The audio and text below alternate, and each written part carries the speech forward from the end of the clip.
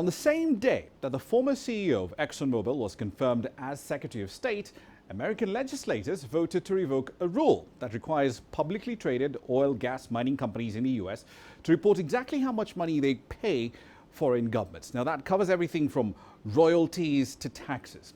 In effect, Exxon Mobil and Chevron now do not have to publicly state exactly how much they pay the governments of the African countries they work in, and that includes Angola, Nigeria, Chad, Egypt, Cameroon, the DRC, the Republic of Congo, Equatorial Guinea, and more. Now, it's worth pointing out, though, that their European competitors like BP, Shell, Total, and Eni do work, however, under rules that do require them to disclose such payments. So what's going on? Let's find out. Deji Badmos is live in Lagos tonight. Daniel Rangers joins us as well, live from Washington, D.C. Gentlemen, thank you for your time. Daniel, let's start with you. Walk us through the background to this law on disclosure. How did it come about? Well, after the financial crisis, there were some leaders in the U.S. Senate, namely Senator Richard Lugar, a Republican who was the senior senator on the Foreign Relations Committee. He got Senate staffers to go all around the world and gather information about what was then known as the oil curse. What he concluded was that transparency in revenues, expenditure, and wealth management from extractive industries is crucial to defeating the resource curse, which he said breeds corruption that leads to poverty, hunger, and instability.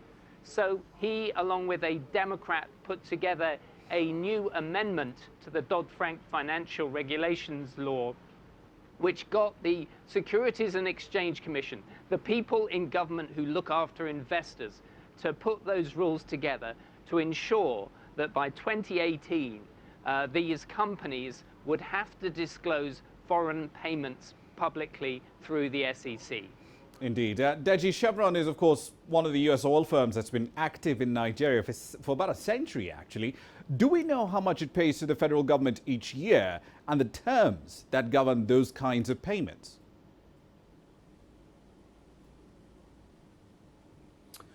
Well, Rama, nobody can tell you exactly how much Chevron actually pays to the federal government of Nigeria. And not even those working in the NNPC can give you exact figures. I mean, it's difficult to actually tell. What we do know is that Chevron and NNPC, that's Nigeria's oil monopoly now, have an agreement, a joint venture agreement, where the NNPC has about 55% and Chevron takes care of 40%. And what we also do know is that Chevron pays royalties and then petroleum profit tax. But in terms of how much exactly Chevron actually pays to the government, it's difficult to tell. Even lawmakers have actually tried to dig in, to actually find out. And it's always difficult. Figures are so different. For instance, lawmakers are currently trying to find out how much oil companies operating in Nigeria pay to the government. It's been difficult to find out because usually the figures are different. The lawmakers will come up with different figures. NNPC will also come up with different figures. It's one of the reasons why, of course, people have been calling for the unbundling of NNPC, Rama. Mm-hmm. But to be candid, things are still somewhat vague in the oil industry.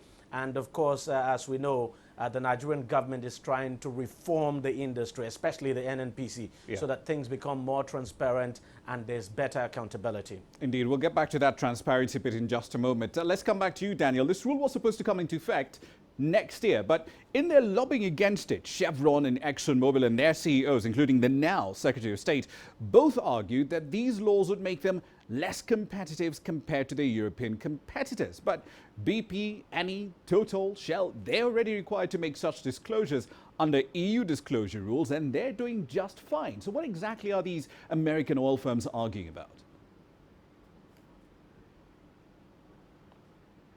Well, during the rule-making process, which is long and very detailed, the SEC has gone through several rounds of negotiations and looking at the arguments of the oil companies and discussing what would be appropriate, all of those kind of things. The whole process has gone through. Rational arguments have been made, And the SEC essentially has decided that based on facts, if there is harmonization in contracting, there can be no competitive disadvantage for any individual companies. That makes rational sense. So it's about harmonization of the rules. Now, some of these oil companies like Exxon have argued that there are onerous payments that they need to make in order to comply with those rules. But it's unclear whether those statements have much of a factual basis, to be frank. Indeed. Deji, let's come back to you. There's an interesting point you raise here. A lot of these oil companies operating in Nigeria structure the operations as joint ventures with NNPC. And as you mentioned, NNPC's transparency has been a big problem. Now, however, they are providing regular reports on their finances and the operations. But what more needs to be done?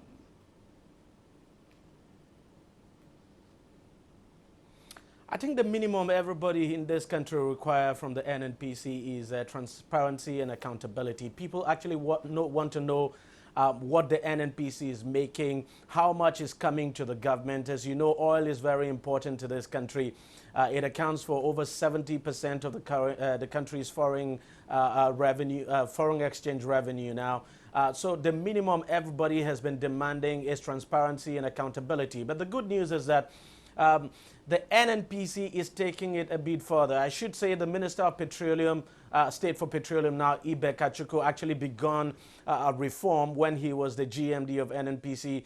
And that has been pushed to Parliament now. The expectation is that NNPC would eventually be unbundled into several companies now because the NNPC as it is today, it's a behemoth, if you like. It's one giant entity that is, difficult to operate and difficult to understand. So the reform that people are expecting to see and that the government says it wants to carry out is to unbundle the NNPC now into several companies that will be better managed, and then you'll have better transparency. It becomes possible now for people to know what actually is coming into the government and what the oil companies are taking. For instance, it's difficult to tell you now what the country, these oil companies actually mine in this country. It's very difficult. So these are some of the issues that people want to know, and the NNPC says, or the government I should say, says it is working towards that, to unbundle the NNPC for better operations, for people to understand,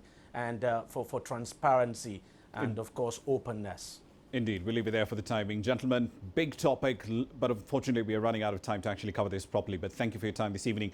Deji was live in Lagos, and of course Daniel Rangers a little earlier on in Washington, D.C.